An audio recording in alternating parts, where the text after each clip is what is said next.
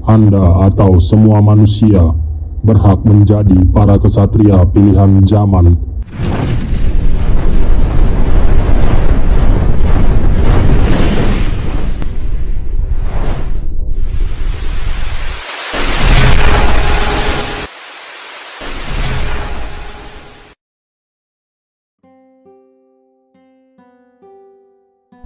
Assalamualaikum warahmatullahi wabarakatuh.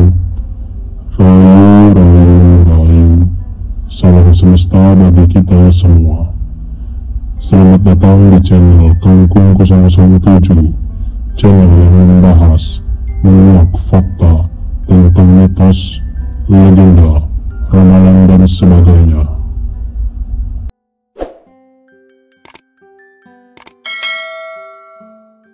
Menuju ke zaman keemasan. Kembalinya ke tatanan dunia baru, berarti kembalinya ke zaman baru.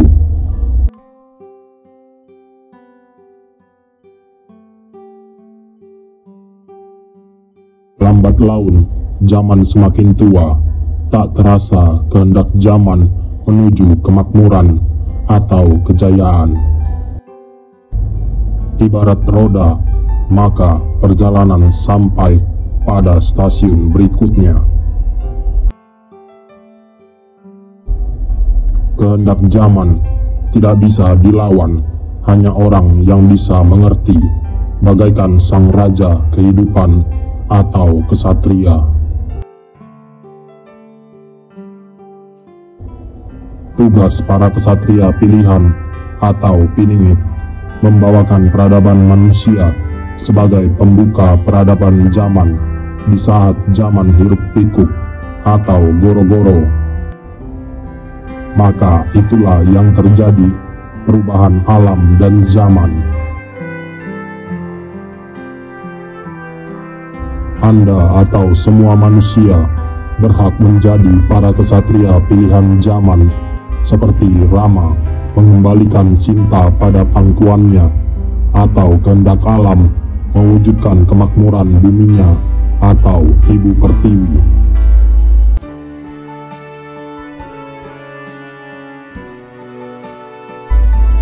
Ilmu adalah permata yang mulia.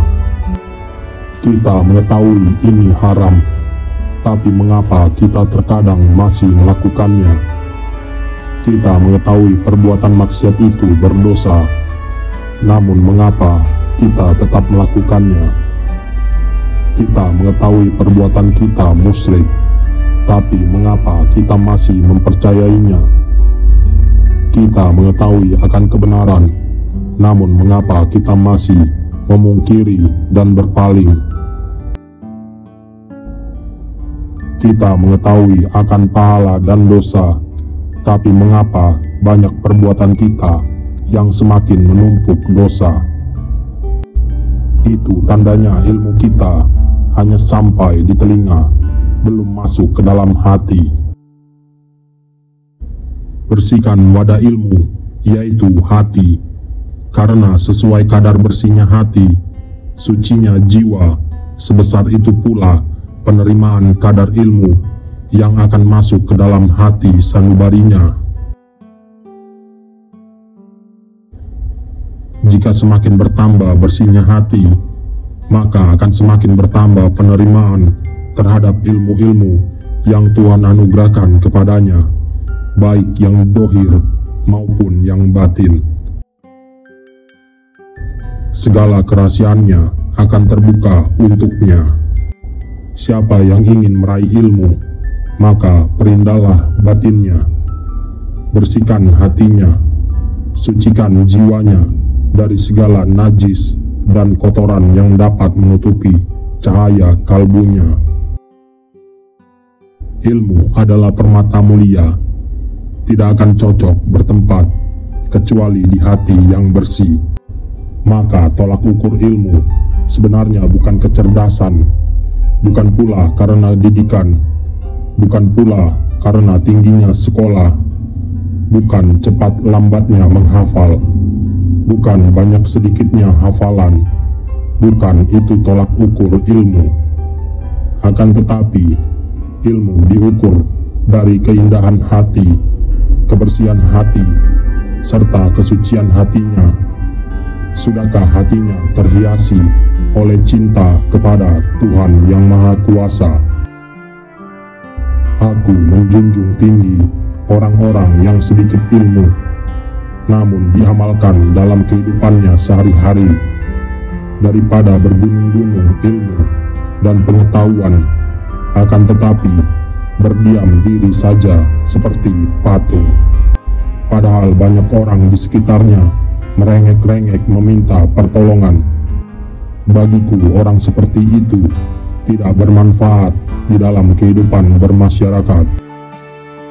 Dan aku sangat mencintai orang miskin, tetapi kemiskinannya tidak mempengaruhi rasa kepeduliannya terhadap lingkungannya, daripada orang kaya berharta yang selalu bermewah-mewah dengan kekayaannya.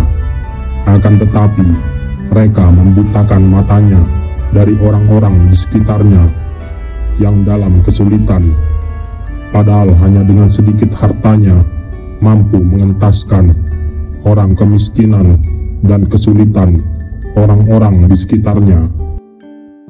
Syahadat itu ialah pengakuan dan kesadaran diri seseorang yang merasa bahwa dirinya hanyalah makhluk ciptaan Sang Maha Pencipta yang lemah dan tiada daya upaya, sehingga dengan kesadarannya seseorang itu mengakui adanya keperkasaan yang merajai alam semesta.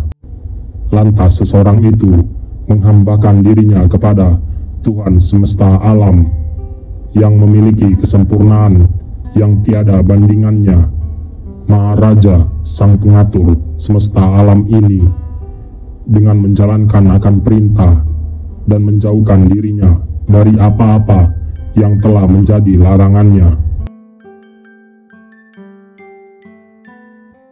Dan kesadaran seseorang untuk bersahadat itu adalah bentuk dari pembunuhan keakuan atau egoisme, perasaan bangga diri yang berlebihan, sehingga menuhankan dirinya sendiri, membutakan pandangan sehingga tidak terlihat dengan benar mana yang sebenarnya dibenarkan dan mana yang sebenarnya dilarangkannya, yang menimbulkan kekacauan dan keruwetan di dalam kehidupannya. Tanah Jawa ditugel kaping pindo. Mungkin maksudnya adalah kelak sang Satrio Piningit akan menjadikan dua kubu atau golongan. Yang pertama adalah golongan orang-orang yang mengikuti beliau karena kesadaran senasib dan sepenanggungan di dalam hidup berbangsa dan bermasyarakat. Dan golongan kedua adalah golongan orang-orang yang ingkar atau memang tidak dapat dimasukkan ke dalam golongan yang pertama, karena berbagai alasan yang tidak dapat untuk mencantumkan mereka ke dalam golongan pertama, atau dalam bahasa menterengnya saat ini, karena disesuaikan dengan zamannya adalah golongan waras dan golongan edan. Mungkin seperti itu pendapat kami. Sesulit-sulitnya zaman adalah zaman edan, di mana para tokoh atau panutan yang seharusnya membimbing kepada kebenaran dan kebaikan bersama untuk masyarakat seluruhnya, akan tetapi mereka bengkokkan untuk memuaskan kepentingan pribadinya, kelompok atau golongannya sendiri, tanpa mempedulikan nasib orang-orang yang di bawah naungannya, yang seharusnya menjadi tanggung jawab mereka dan wajib baginya untuk memperjuangkan itu semua. Bahkan mereka telah bersumpah janji atas kewajibannya itu. Bukannya mereka orang-orang yang bodoh atau tidak mengetahui sesuatu, bahkan mereka memiliki pengetahuan dan kemampuan di atas manusia pada umumnya. Bahkan mereka adalah orang-orang yang ahli dan sudah pakar. Sungguh, mereka termasuk orang yang lalai. Semoga yang edan segera tersadarkan, dan jika tidak mau sadar, Semoga saja Tuhan yang Maha Membimbing mengambil mereka dengan segera untuk dibimbing di bawah naungannya. Semua diumpamakan jika manusia adalah sebuah biji yang jika terkena air, maka ia akan tumbuh menjadi pepohonan. Itulah salah satu contoh di antara kehidupan di dunia ini.